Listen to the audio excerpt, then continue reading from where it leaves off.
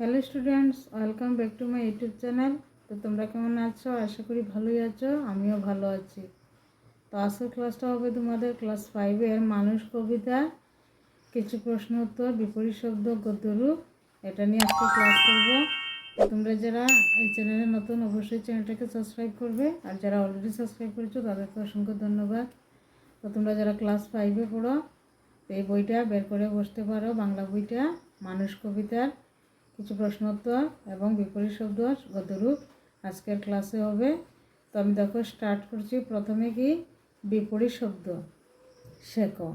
তো বিপরীত শব্দ হচ্ছে দেখো মানুষ। মানুষ কথার অর্থ হচ্ছে অমানুষ। মঙ্গল, অমঙ্গল। জীবন, মরণ। সম্মুখে, পিছনে বা পশ্চাতে।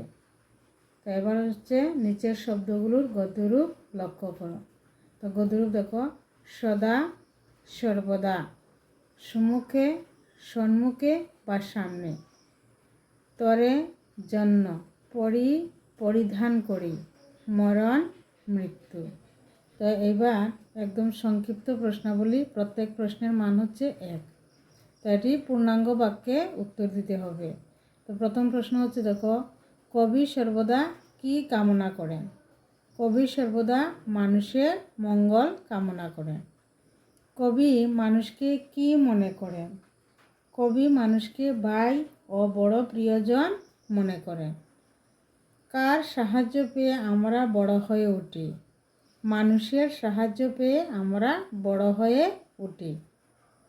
জীবনের শুরু থেকে শেষ পর্যন্ত আমরা কাদের সাহচর্য বেশি পাই? তো এটা হবে জীবনের শুরু থেকে শেষ পর্যন্ত আমরা মানুষের সাহচর্য বেশি পাই। কবি মানুষের জন্য কি ধরে রেখেছেন? কবি মানুষের জন্য জীবন ধরে রেখেছেন। তো এটি হলো 1 মার্কের প্রশ্নের উত্তর। এবার হচ্ছে প্রশ্নের মান হচ্ছে 3 মার্কের প্রশ্ন উত্তর। তো এখানে দেখো 2-এর ক নম্বর প্রশ্ন দেওয়া আছে, জন্মেছি মানুষ অঙ্গে, বেড়েছি মানুষ সঙ্গে। উক্তিটি কার? তো এখানে উক্তিটি হবে কবি বিহারীলাল চক্রবর্তীর। কথাটির অর্থ কী? কথাটির অর্থ হলো মানুষের দেহ নিয়ে কবি জন্মগ্রহণ করেছেন এবং মানুষের সঙ্গেই তিনি বেড়ে উঠেছেন, বড় হয়েছেন। অবশ্য কবির এই কথাগুলো সব মানুষের ক্ষেত্রেই খাটে।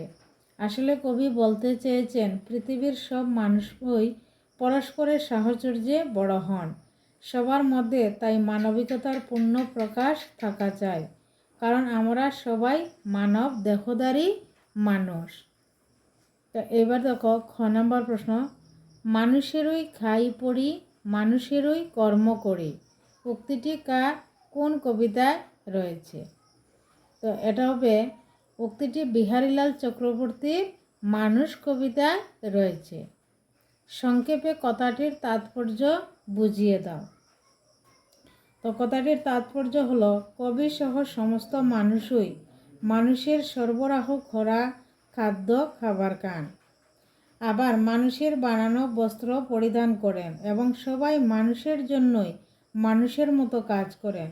কবির কথাতে স্পষ্ট মানুষের পারস্পরিক আন্তরিক সাহায্য, সহানুভূতি, কাজকর্মের মাধ্যমেই মানুষের বৃদ্ধি ও বিকাশ হয়।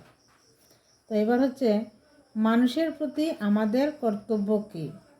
তো নিশ্চয়ই আমাদের মানুষের প্রতি কিছু না কিছু কর্তব্য আছে। তো এখানে দেখো কি দেওয়া আছে। তো মানুষ হিসাবে আমাদের প্রধান কর্তব্য মনুষ্যত্ব বোধ অর্জন করা। কবির মতন আমাদের সবাইকে এই বোধ উপলব্ধি করতে হবে। আমাদের বুঝতে হবে আমরা মানুষ হয়ে জন্মেছি, সুতরাং সমগ্র মানব জাতির জন্য কাজ করতে হবে। জন্ম থেকে মৃত্যু পর্যন্ত মানুষের জন্য কাজ করাই হবে আমাদের মূল সাধনা ও লক্ষ্য। তো স্টুডেন্টসরা, আজকের ক্লাস আমার এতটুকুই। Thank you.